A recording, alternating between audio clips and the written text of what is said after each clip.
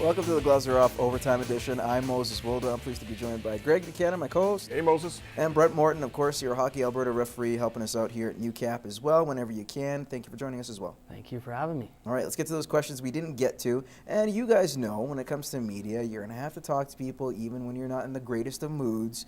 But that's how it is, especially if you're an athlete. Well, Phil Kessel, after the Leafs got blown out on Saturday by the lowly Buffalo Sabres, he decided to snub the media, or so they thought. He just didn't want to talk. He wasn't feeling it. He felt you could talk to anybody else. Now, he's been defended by lots of guys. Even the old Leafs GM has come out, Brian Burke, saying, you know what, he doesn't have to talk to us clowns. But us clowns do have to get answers, and they were met. Phil Kessel talked to the media yesterday.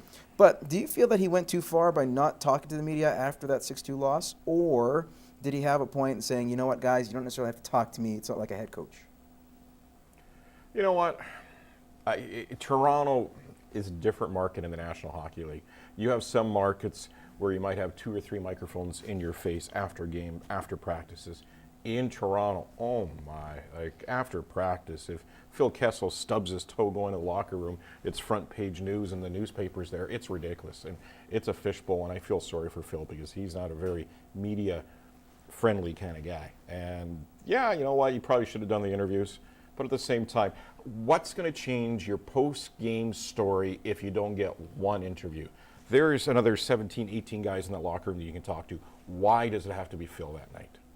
Right, yeah, like he said, Toronto's that big market, right? Everybody's going to want it. And Phil Kessel is their top player. So, of course, they're going to want his feedback and what he thought of the game. And like Randy Carlyle said, maybe his player was emotional and stuff like that, but they have to, like, more likely than not, make time for the media, especially in the Toronto market. And sure, Phil Kessel could have been like, yeah, it was a bad game. Yeah. Like, he could have really just gave the media a couple answers that are like, oh, well, he's not really wanting to talk. They could have just went to someone else, right?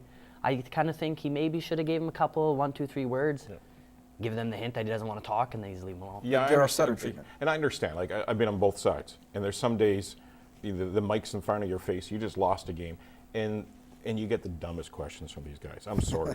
But you get ridiculous questions, and you have to bite your tongue and not snap. And you really want to snap.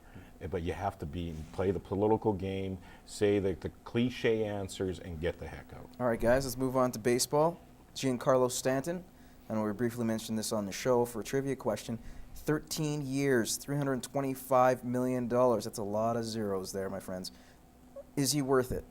Well, we know, understandably, I don't think anybody is really worth it, but in the baseball landscape and in terms of how players are paid, is he worth $325 million? Ooh. Well, yeah,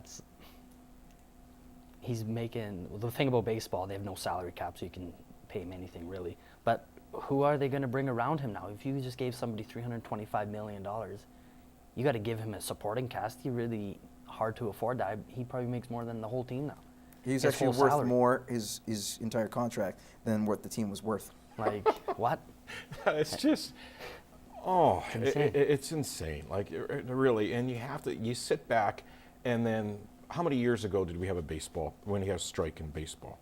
And we talked about, the overspending and the greedy aspect of things, and the owners are saying we can't give out these $100 million contracts. And what do? They go out and give them out like that. Is he important to the Florida Marlins? Yeah, of course. The Miami Marlins, he is the focal point of their team. Is he worth that kind of money? No.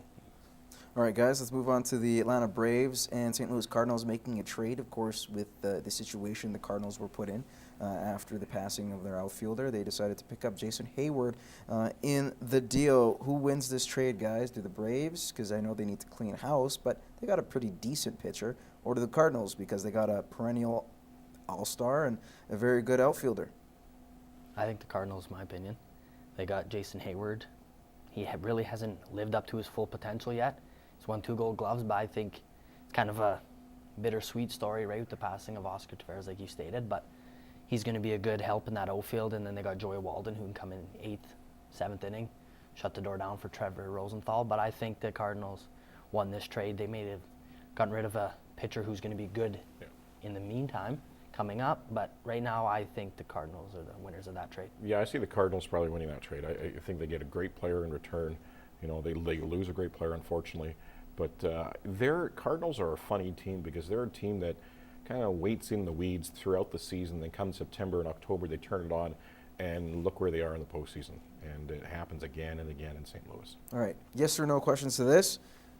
Is the suspension to Adrian Peterson fair punishment? The league officially handed down saying he's gone for the year. Is that fair? Yes or no?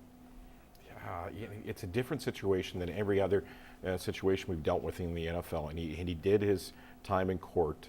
I have a hard time him getting suspended because of it, and I understand the NFL has to be very delicate with all these different situations, and AP maybe is a little different than most.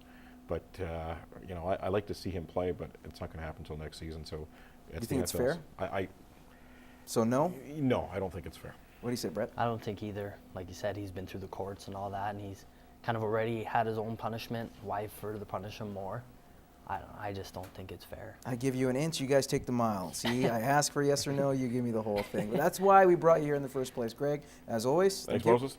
And Brett, thank you so much for joining us. Thank you very much for having me. All right, and thank you for joining us on the OT edition of Gloves. You can tune in every Tuesday night, 7:30 CITL for the main show, plus come back for the overtime edition of Gloves for the questions we didn't get to on our show. In the meantime, we will see you in 7 days.